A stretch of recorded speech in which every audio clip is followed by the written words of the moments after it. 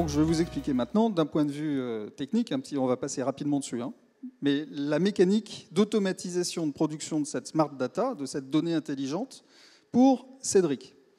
On part du site web, disais-je. Donc on part de l'adresse IP des visiteurs. Alors pour récupérer l'adresse IP, on vous fournit, lorsque vous êtes client de GatePlus, un code tracking, un code JavaScript que vous posez sur le site web. Donc c'est ce qu'on va faire auprès de Cédric. On lui fournit un code JavaScript, il le pose sur le site, ça remonte l'adresse IP du visiteur et l'ensemble du parcours de visite. On compare cette adresse IP avec notre base IP société, en réalité IP sirène, puisqu'on normalise toutes les informations qui sont livrées à Cédric. Une base qui comprend à peu près 250 millions d'enregistrements et qu'on a réalisé depuis 2008, à la fois avec une technologie qui va rechercher l'information sur le net, en passant des accords de partenariat avec des bases de données, et également avec un centre de ressources, parce qu'il faut vérifier manuellement toutes ces informations. Donc, on transforme l'IP, ça c'est la première étape, il y a plusieurs étapes dans ce processus. Première étape, c'est on transforme l'IP du visiteur en une entreprise. Déjà, on a transformé un trafic en une liste de sociétés. Ça ne suffit pas. Deuxième étape, on va aller chercher ceux qui sont dans le bleu, dans la zone bleue que je présentais tout à l'heure, à savoir ceux dont le comportement de visite est intéressant pour Cédric. Donc on va regarder quel était le parcours, tout ça se paramètre évidemment en amont. On va regarder quel était le parcours et on ne va garder que ceux dont le comportement est intéressant, mais on va aussi s'intéresser au profil des visiteurs. En l'occurrence, est-ce que ce sont des entreprises qui sont bien dans le secteur d'activité que travaille Cédric ? On va exclure ses clients s'il ne veut pas travailler ses clients. On va exclure également ses concurrents, typiquement. Donc on va exclure un certain nombre de secteurs d'activité. Puis on va se focaliser sur certaines tailles d'entreprises qui correspondent à ce que veut Cédric. On a des cibles. On a une liste d'entreprises à ce stade avec des cibles. Ça ne suffit toujours pas. Étape suivante.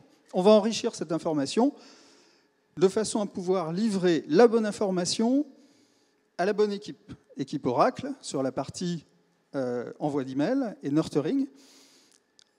Équipe télémarketing, si Cédric souhaite également transmettre de l'information à des télémarketeurs ou des télésales pour appeler et relancer par téléphone.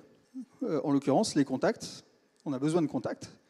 Donc là, on transmet la liste de nos cibles à des partenaires qui nous redonnent en contrepartie des listes de décideurs dans les fonctions souhaitées, avec des adresses e-mail nominatives et des numéros de téléphone. Donc vous avez tout ce qu'il faut pour pouvoir relancer cette smart data qui est une liste de décideurs, d'entreprises, de la bonne fonction, d'entreprises qui viennent de faire un parcours chaud sur le site.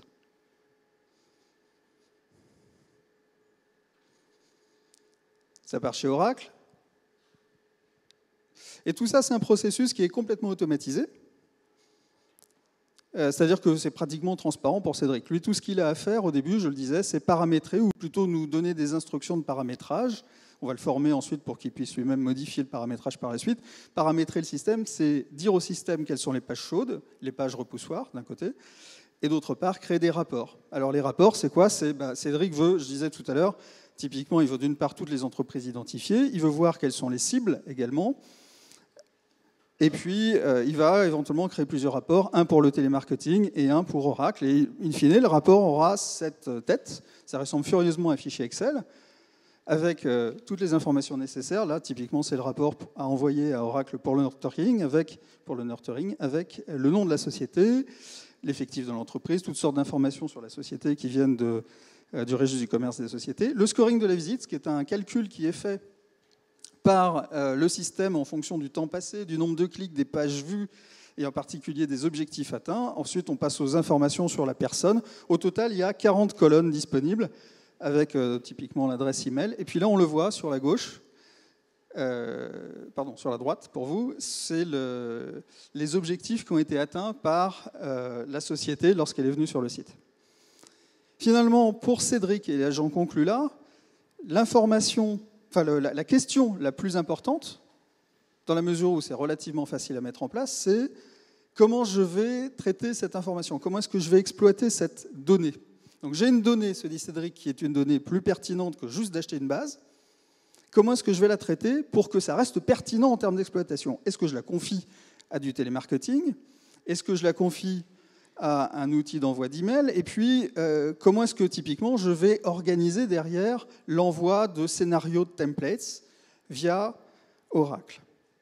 Et là, la réponse, il n'y a pas une réponse pour tout le monde, c'est à chacun de s'organiser en fonction, à chacun de concevoir ses campagnes d'exploitation en fonction de ses objectifs, de son organisation commerciale et de son organisation marketing.